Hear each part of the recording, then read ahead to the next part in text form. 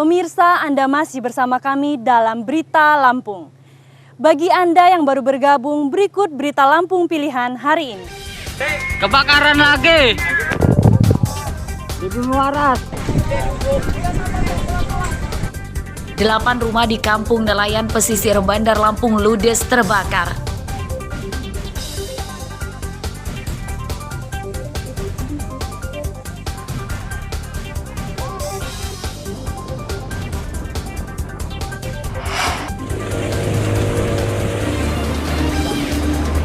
Perahu nelayan di pesisir barat karam akibat diterjang ombak tinggi. 1 nelayan meninggal dan 2 selamat.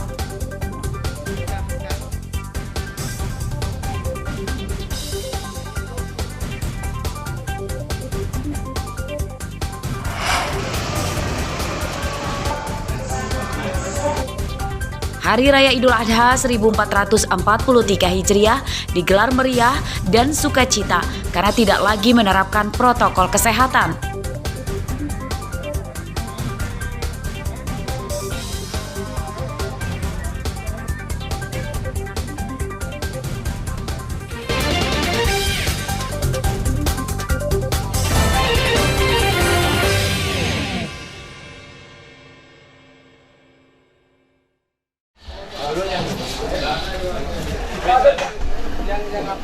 Tim penyidik Polres Lampung Tengah Sabtu siang menggelar rekonstruksi pembunuhan bos ATM Mini bernama Tarmizi.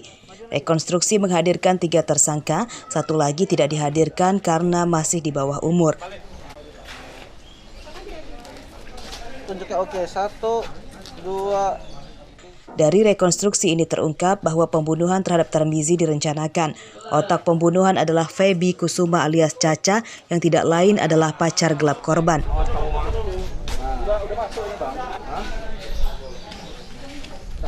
Tersangka Feby mengajak pacar aslinya bernama Bagas Dio Juandri dan 2 temannya untuk membunuh korban. Mereka mengajak korban ke tempat wisata di Lampung Selatan dan dibunuh. Para tersangka sempat membawa jenazah hampir semalaman dengan mobil karena kebingungan mencari tempat membuangnya.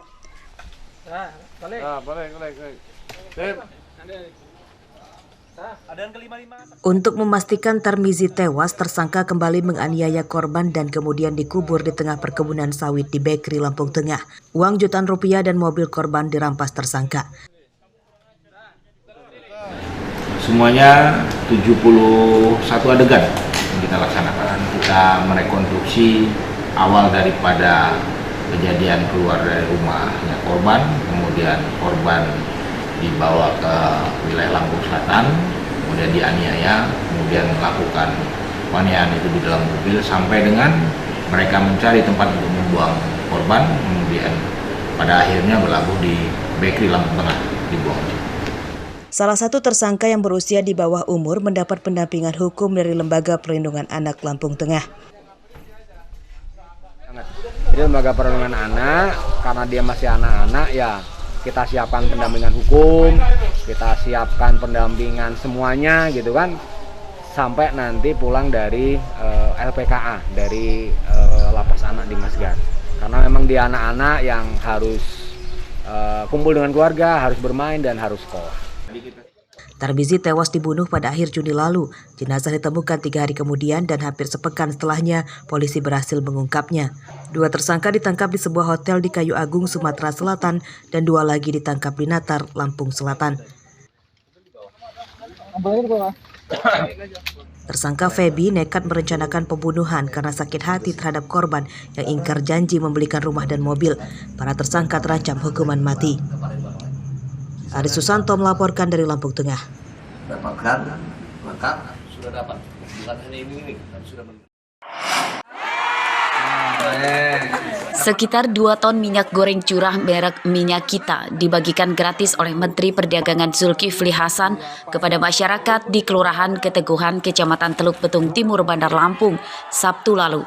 Minyak goreng kemasan sederhana itu diklaim dijual di pasaran dengan harga Rp14.000 per liter.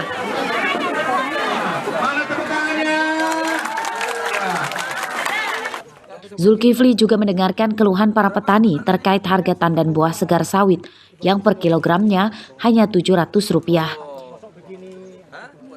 Rendahnya harga sawit itu sangat berpengaruh pada kehidupan petani yang semakin terhimpit beban ekonomi.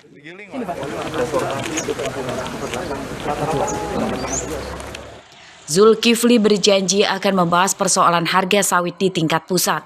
Ia meminta para pengusaha membeli sawit petani minimal Rp1.600 per kilogram. Nah harusnya di petani itu 1.600, ini bisa beli 2.000 kan? Ya betul, saya layak. Gitu, baru layak sedang gitu. Nah kami kalau dari Kementerian Perdagangan segala upaya agar CPO lancar ekspornya sudah kami lakukan, termasuk peraturan Permendak sudah. Jadi CPO udah bebas asal dia 20% dalam begini, lainnya bebas ekspor. Nah, Zulkifli juga mengatakan bahwa Kementerian Perdagangan telah mempercepat ekspor agar pabrik-pabrik kelapa sawit segera membeli tandan buah segar dari para petani. Tingginya permintaan diharap berdampak pada kenaikan harga buah sawit. Ari Susanto melaporkan dari Bandar Lampung. 3 hari lagi baru digiling.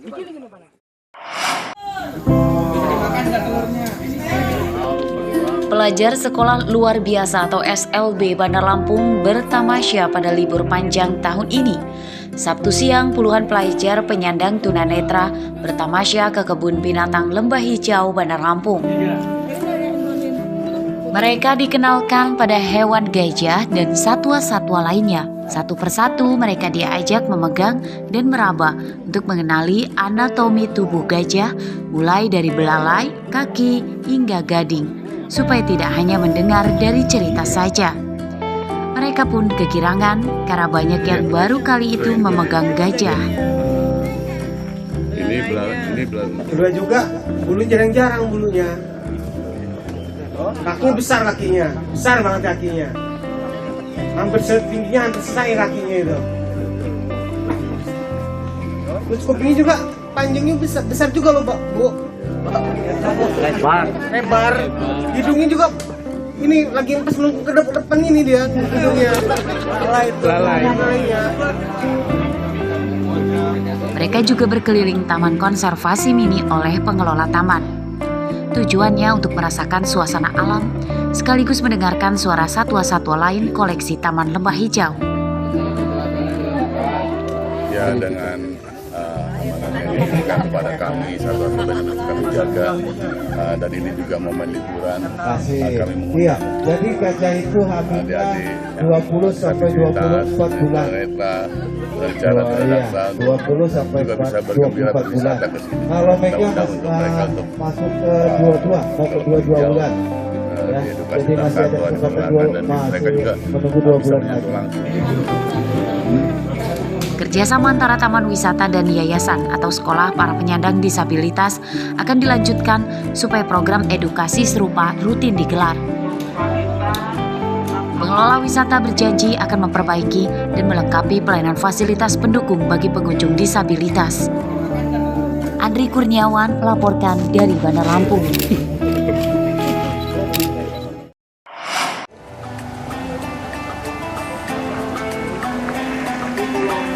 Musola Baitul Huda di Desa Mataram, Kecamatan Gading Rejo Pringsewu menjadi perhatian warga karena keunikannya.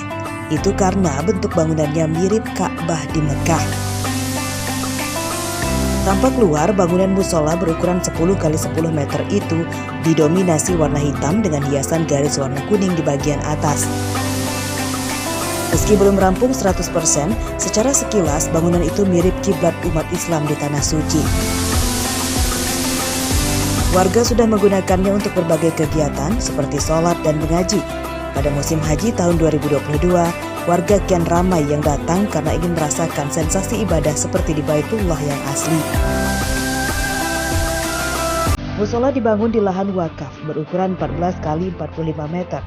Setelah pewakaf bekerja sama dengan Yayasan Islahul Umat, mereka mendapatkan seorang donatur tunggal, seorang dokter yang juga mengusulkan bentuk musola seperti Ka'bah.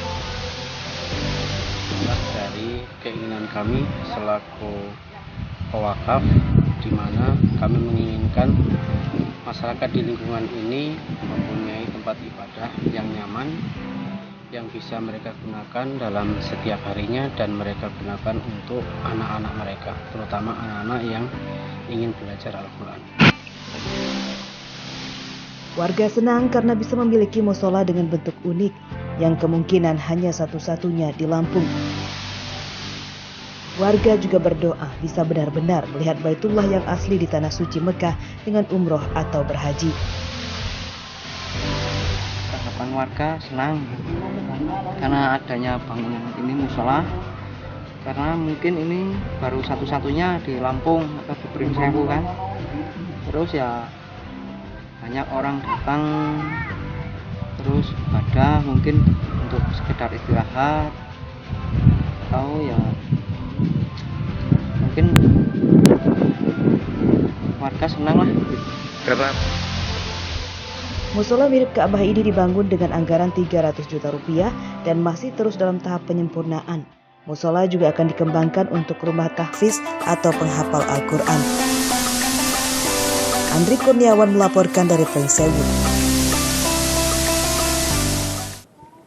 Pemirsa, informasi tadi sekaligus menutup perjumpaan kita pada pagi hari ini. Saya Iin Hermayani beserta seluruh kru yang bertugas berterima kasih. Selamat beraktivitas kembali. Sampai jumpa.